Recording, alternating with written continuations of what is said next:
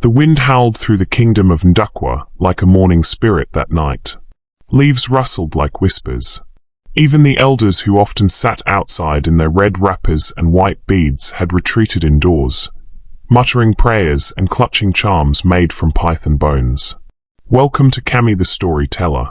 Queen Ish was in labor, her body soaked in sweat, her cries muffled by the chants of the midwives who surrounded her.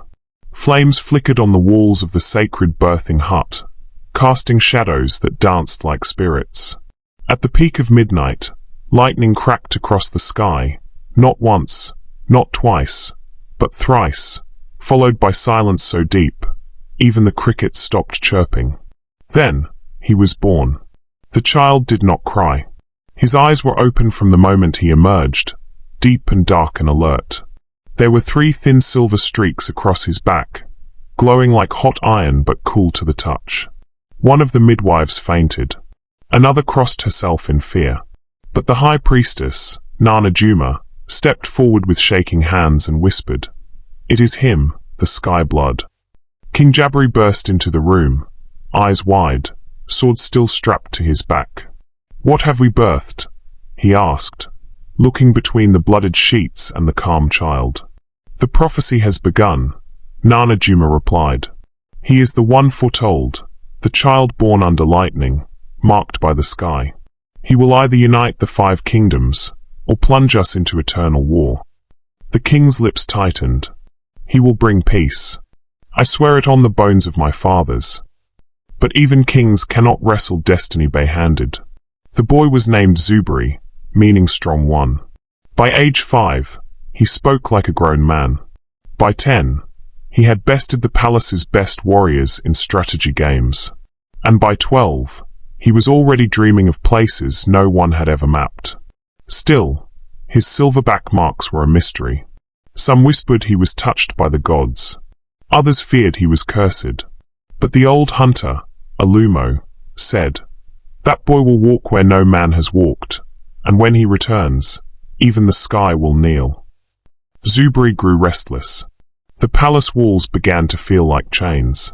He would sneak out at night, climbing rooftops, scaling trees, chasing fireflies into forbidden paths. Then one day, he saw it, a woman in white robes, floating inches above the earth, her face veiled, her hands outstretched toward him. "Find the Mask of Ashura," she whispered, before vanishing into thin air. Zuberi told no one. But from that day, dreams began. Of ancient ruins, blazing deserts, and rivers that ran backward. Of drums made from giant bones and beasts with eyes like burning coal. And in every dream, he heard the same whisper, the mask must not fall into the hands of blood. At 16, the boy prince challenged his father, not with words, but with action. A trader's village near the borders of Ndukwa had been raided by masked men. Zuberi asked for warriors to go help. The king refused, citing treaty politics. But Zuberi left anyway, with 5 friends, 2 horses, and his stubborn heart. They rode all night.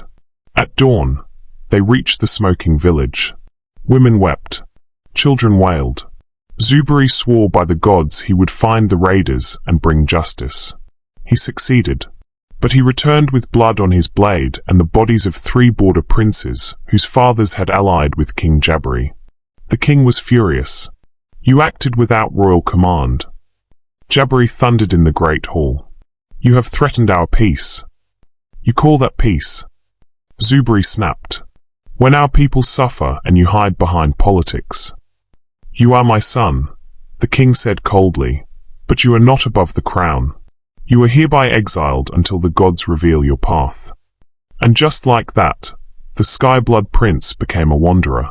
He left with only his staff, his silver-marked back, and a scroll his mother slipped him, written in ancient ink, with only one sentence. "When the eagle meets the lion beneath the moonless sky, your path shall begin." Zuberi wandered, through burning deserts, across crocodile-infested rivers, through kingdoms where children ruled and elders walked on all fours. He became a myth. Some said he had died. Others said he had turned into a beast that haunted caves. But Zuberi was very much alive. And one night, deep in the Mbanza forest, he heard a battle cry, ferocious, desperate. He rushed toward it and saw a young warrior, face blooded, fighting off a lion with only a broken spear. Zuberi grabbed a burning stick from a nearby tree and struck the lion's eyes, driving it away. The warrior collapsed. "I owe you my life," he said between breaths. "I am Adisa of the Eagle clan." Zuberi blinked. Eagle.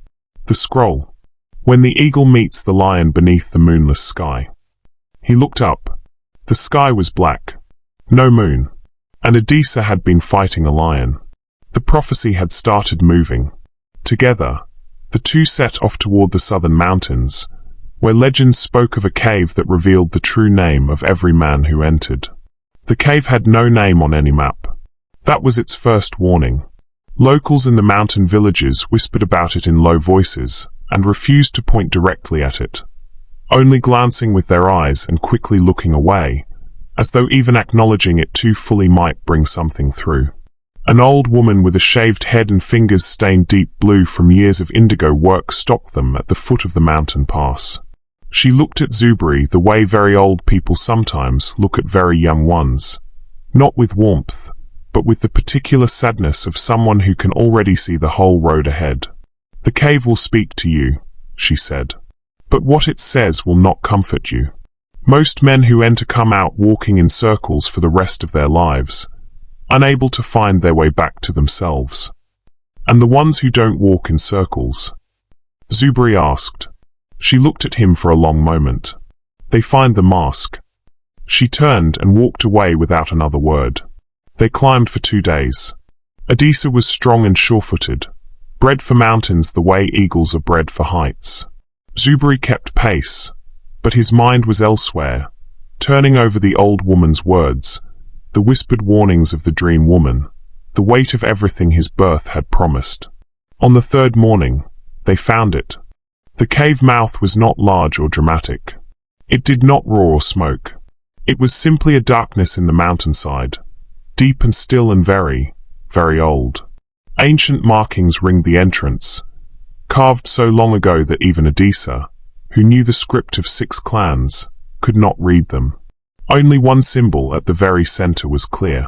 A lightning bolt, splitting a circle in two. Zuberi touched his back without thinking. The silver marks beneath his robe felt suddenly warm. They entered. Inside, the darkness was total for the first 10 steps. Then a faint blue light began to pulse from the walls. Not fire, not stone, something living, like veins carrying light instead of blood. And then the cave spoke. Not in sound, in feeling, in a wave of knowing that hit Zuberi in the chest like a fist. He saw himself, not as he was, but as he had been, and as he would be. He saw a version of himself seated on a throne, 7 kingdoms bowing before him, the Mask of Ashura on his face, its power flowing through him like a river given a new course. He saw peace, true peace, the kind that settles into a land like rain into dry earth. And then the vision shifted. He saw himself on the same throne, same mask, but the kingdoms were not bowing. They were burning. And the hands holding the power were not using it to protect. They were using it to consume. The land was black.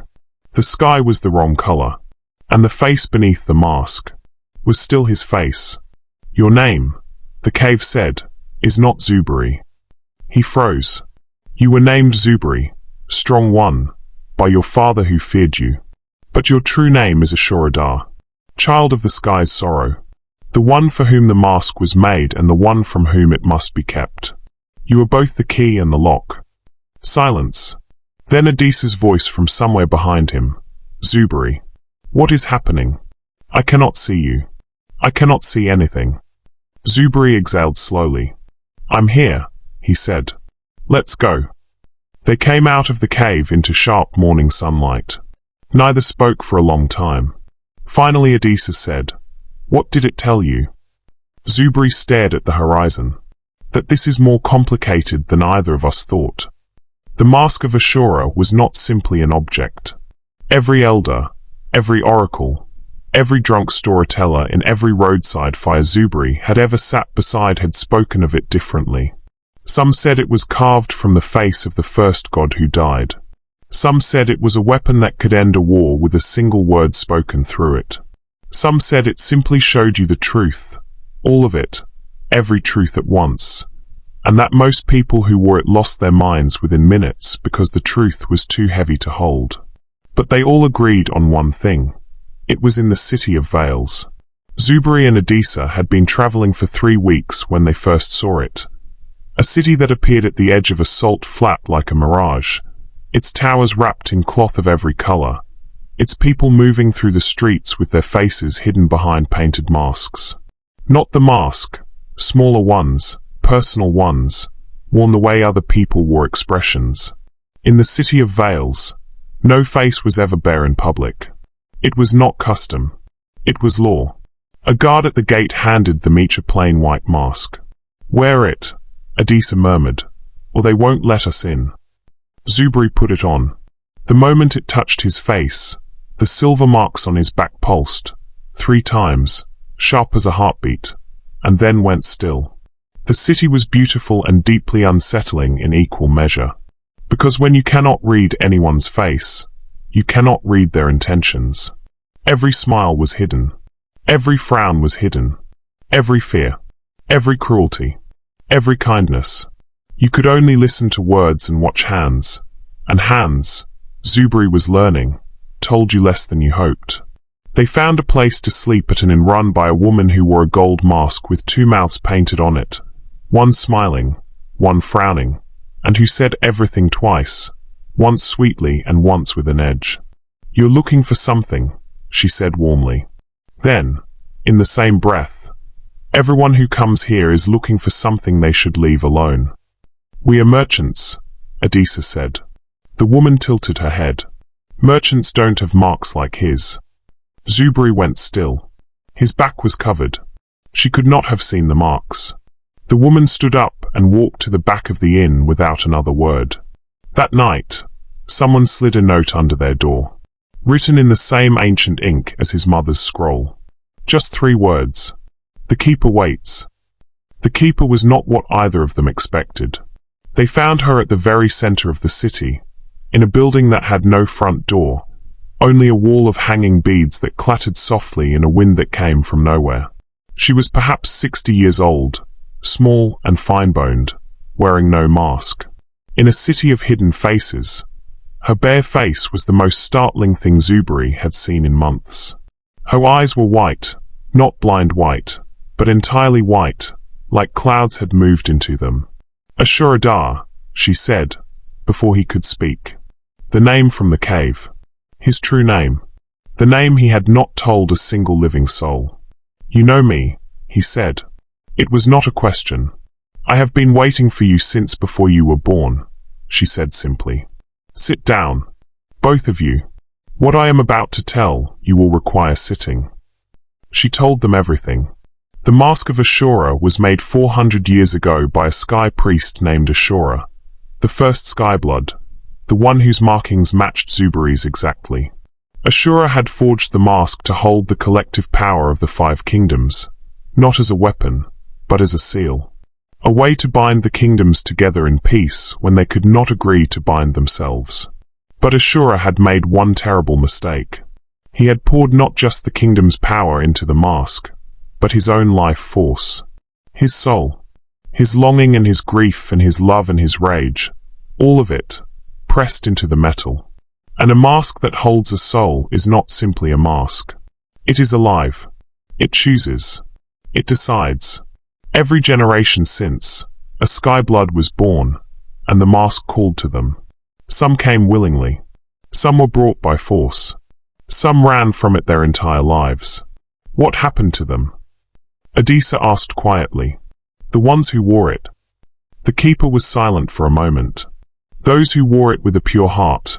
No ambition, no hunger for power, only the genuine desire to protect. They survived. The kingdoms they touched knew peace for a generation. And the others? Zuberi asked. The mask consumed them, she said softly. Ashura's soul inside it is not gentle. It tests. If it finds greed, or pride, or the desire to rule rather than serve, it feeds on those things.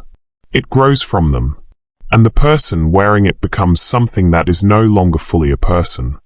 Silence fell over the room like a cloth. The cave showed me both versions, Zuberi said slowly. Peace and destruction, both with the mask on my face. Yes, the keeper said, because both are possible. The mask does not decide your fate. You do.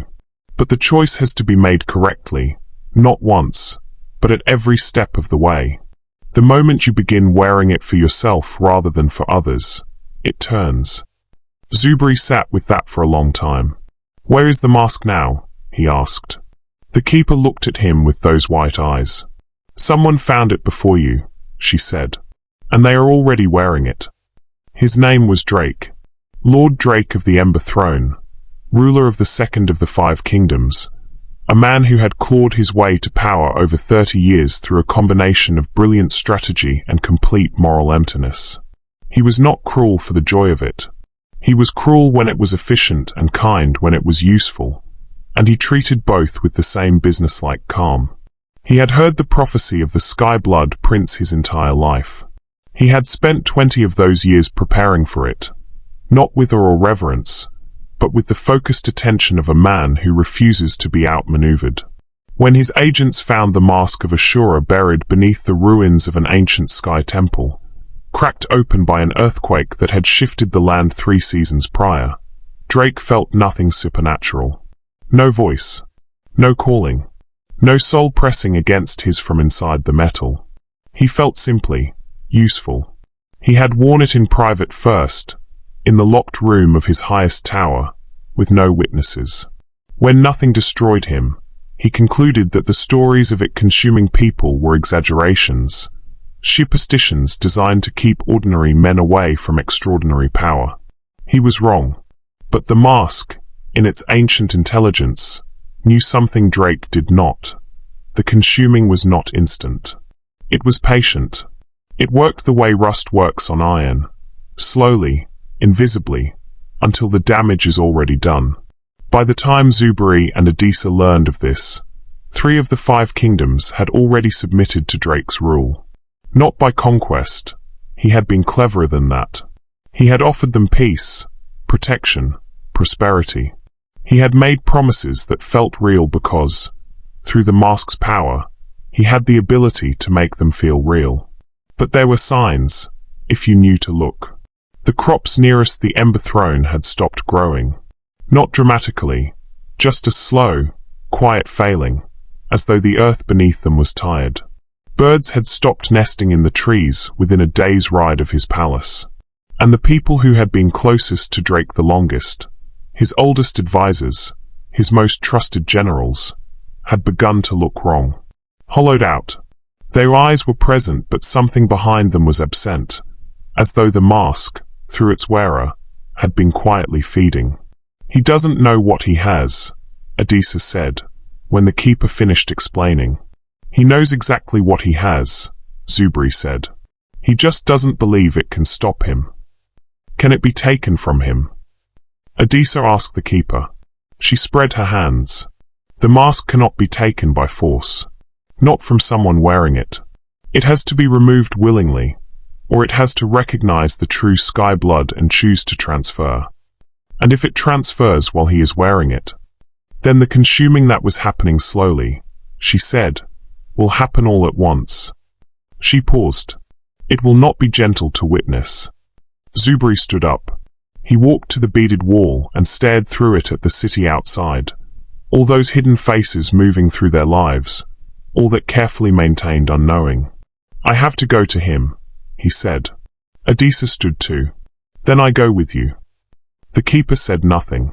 But as they left, she pressed something into Zuberi's hand. Small and cold. A fragment of metal, thin as a leaf, with a lightning bolt etched into its surface. What is this? He asked.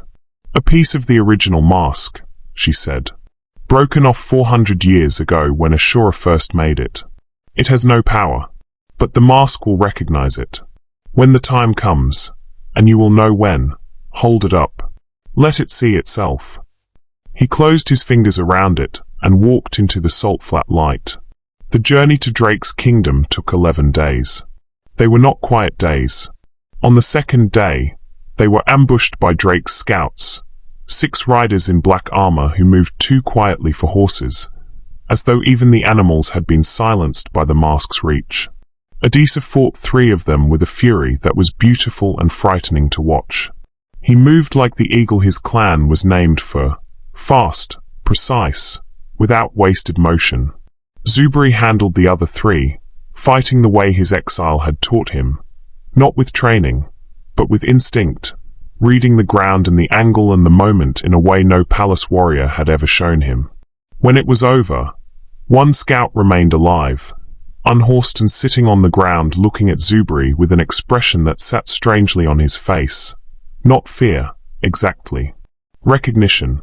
You are the Skyblood, the scout said. What do you know about that? Zuberi asked. I know that Lord Drayke has been expecting you. He says you are welcome to come. The scout's voice was flat, recited. He says, do not sneak. Walk through the front gate. He will receive you like a king. That is a trap, Adisa said immediately. Of course it is, Zuberi agreed. But going through the front gate is also the only way to face him directly. We'd spend months trying to sneak in, and he'd know every step of it. They let the scout go.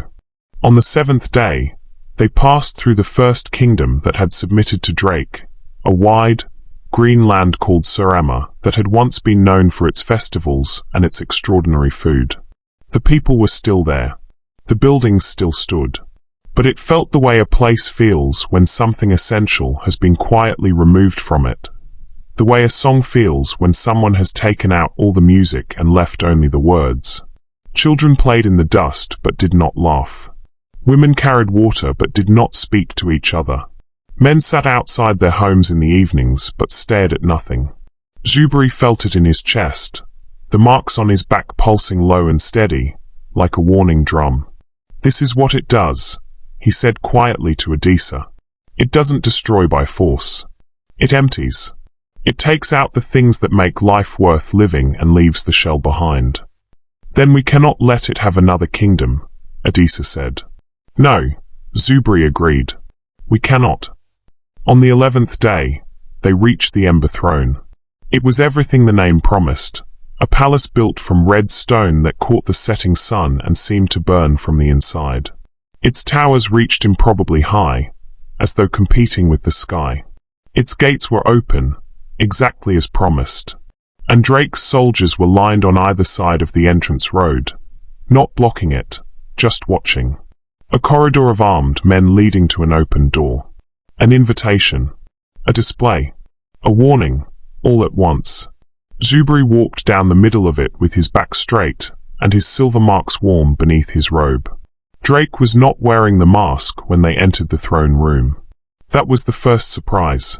He was a tall man, lean and sharp-featured, with the kind of face that had clearly once been handsome before something had begun to hollow it from the inside.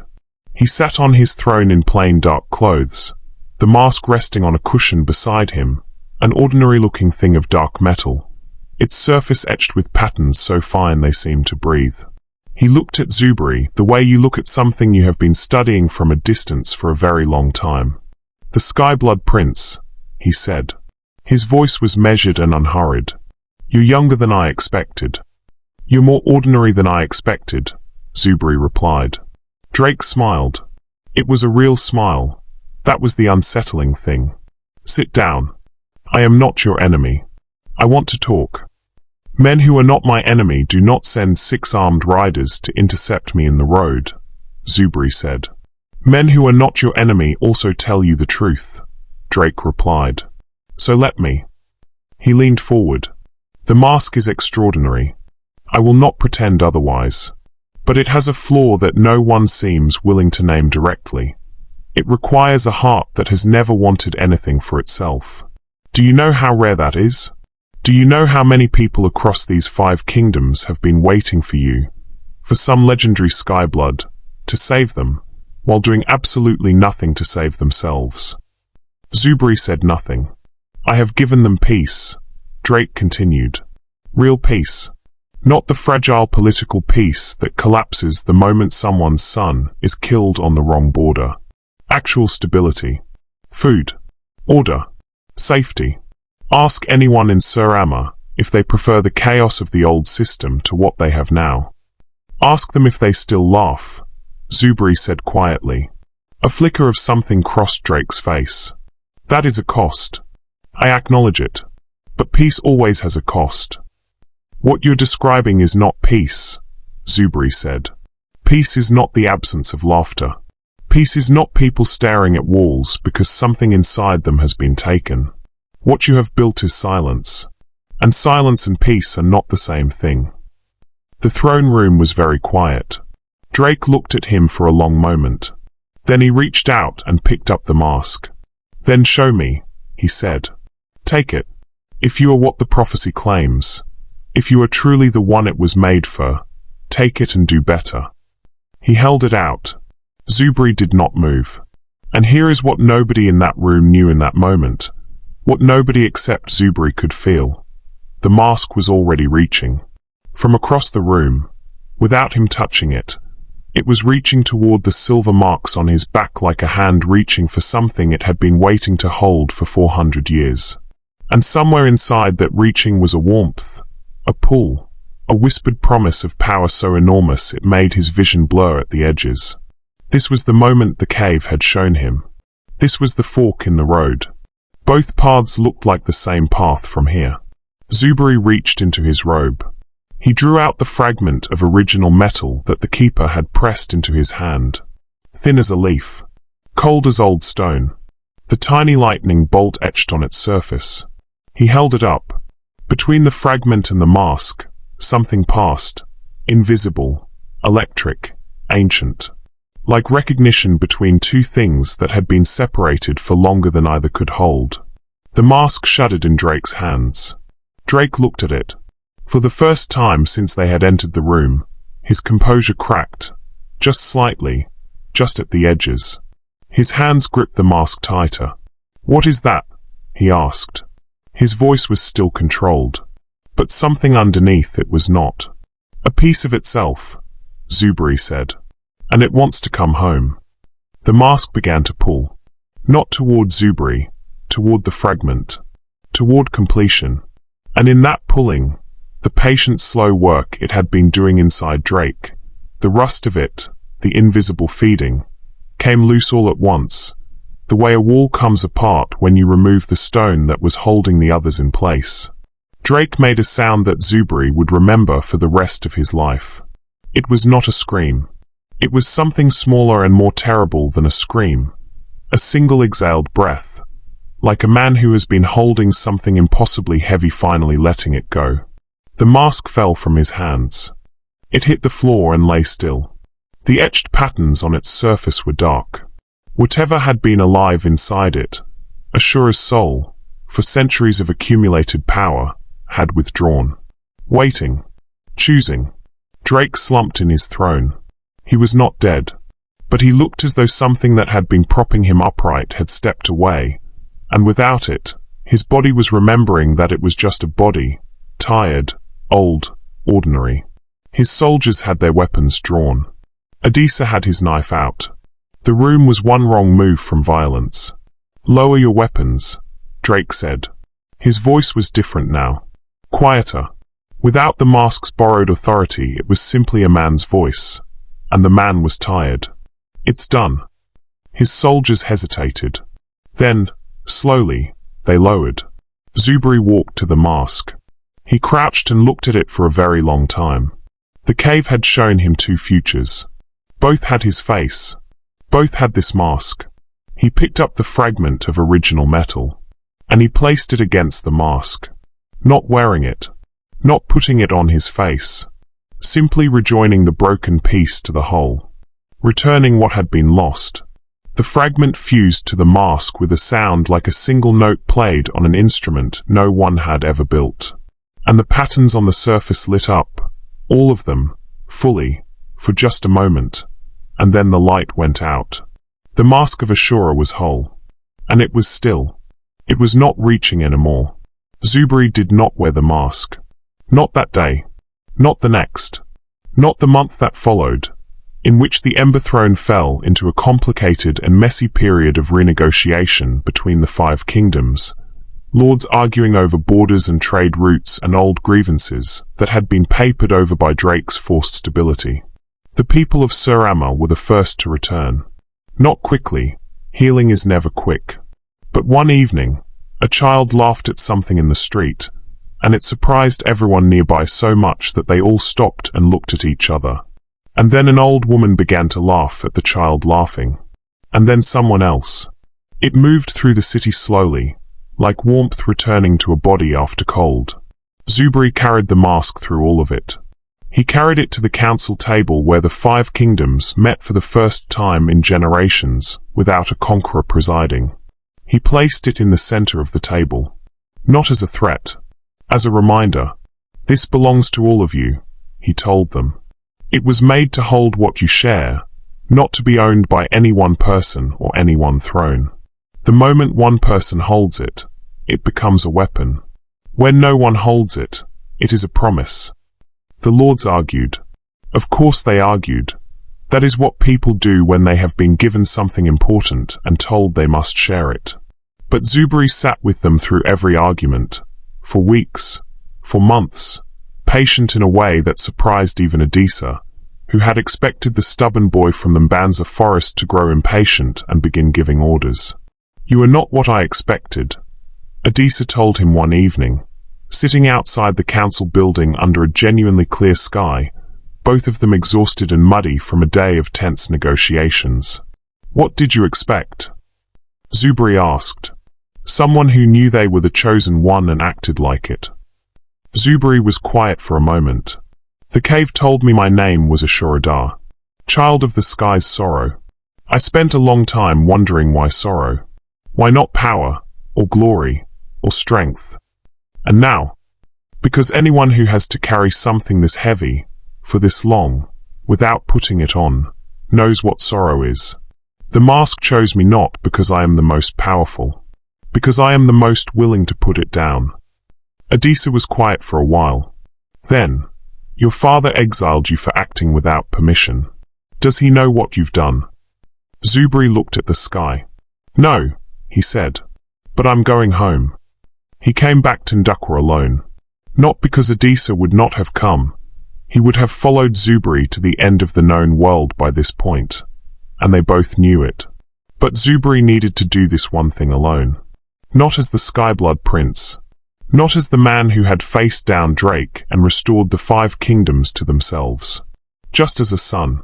The kingdom of Ndukwa was exactly as he remembered it, which was both comforting and strange.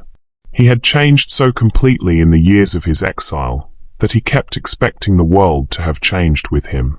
But the market women still called out in the same voices. The red dust still rose from the same roads.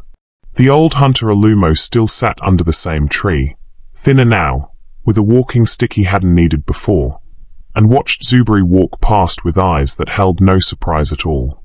Told them, Alumo said simply, as Zuberi passed. Told them you'd come back. You knew I would, Zuberi said. I knew the sky would send you back when it was done with you, Alumo said. Not the same thing. The palace gates opened before he reached them. Someone had seen him coming. Of course they had. There were always eyes on a road leading home. His mother reached him before his father did. Queen Ish, who had labored under lightning to bring him into the world and had pressed a prophecy into his hands as he left it, held her son for a long time in the courtyard without speaking. She did not ask what had happened, or what he had done, or what he had brought back. Mothers who have raised Skybloods learn early that some homecomings need to happen before they can be talked about. King Jabari was harder. He stood in the great hall where he had once thundered an exile into being, and he looked at the son who had come back, older, steadier, carrying something in his eyes that had not been there before. The king was older too. The years had sat on him heavily. For a long time, neither spoke. Then the king said, I heard what you did. Good news travels slowly, Zuberi said. "I wasn't sure it had reached here." "I heard you had the mask in your hands," the king said carefully. "I heard you chose not to wear it." "Yes." "Why?" His father's voice was not challenging. It was genuinely asking. The question of a man who had spent years wondering what he had sent away. Zuberi thought of the cave. Of both futures, side by side. Of the warmth of the mask reaching for him in Drayke's throne room.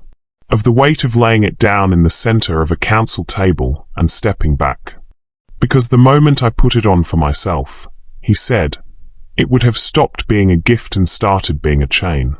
The only way to carry power without being destroyed by it is to hold it for others, not for yourself.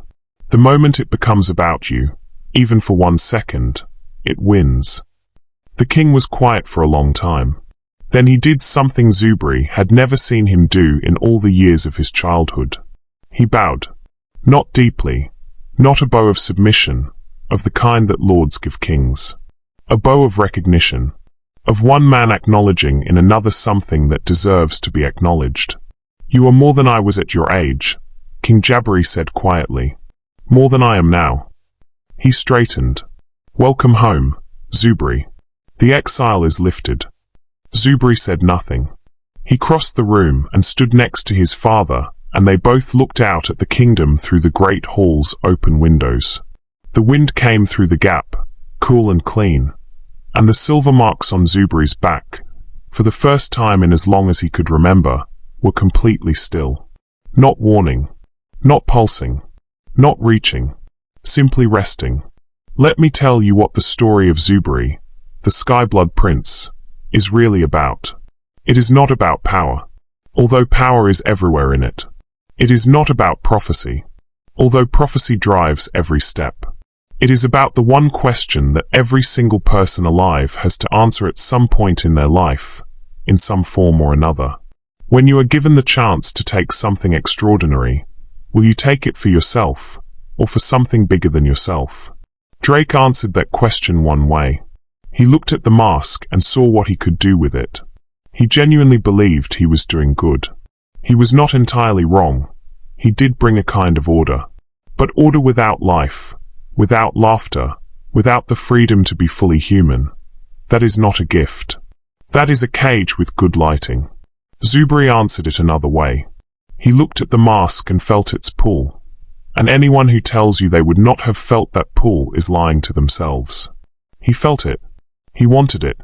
And he put it down anyway. That is where the real strength lives. Not in the taking. In the putting down. We live in a world that celebrates power. That celebrates winning, acquiring, accumulating. And there is nothing wrong with ambition. Ambition is how things get built and how people grow. But ambition that exists only for itself, ambition that has forgotten what it was originally for, that is the mask on the wrong face. That is the thing that empties kingdoms quietly from the inside, while everything on the outside looks fine. The silver marks on Zuberi's back were never about making him powerful. They were about making him accountable, visible, impossible to hide.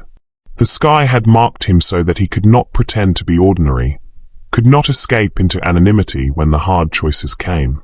He was seen from birth, responsible from birth.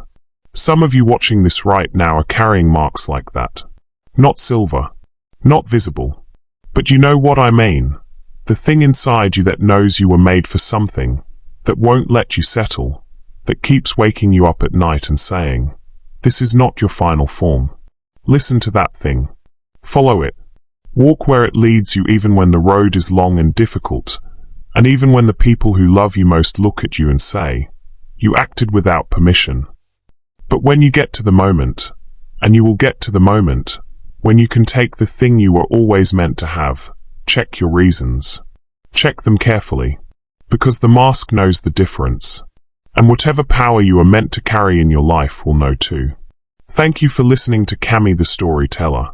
If this story moved you, if it made you think about something differently tonight, share it with someone who needs it, and don't forget to like and subscribe for more interesting stories.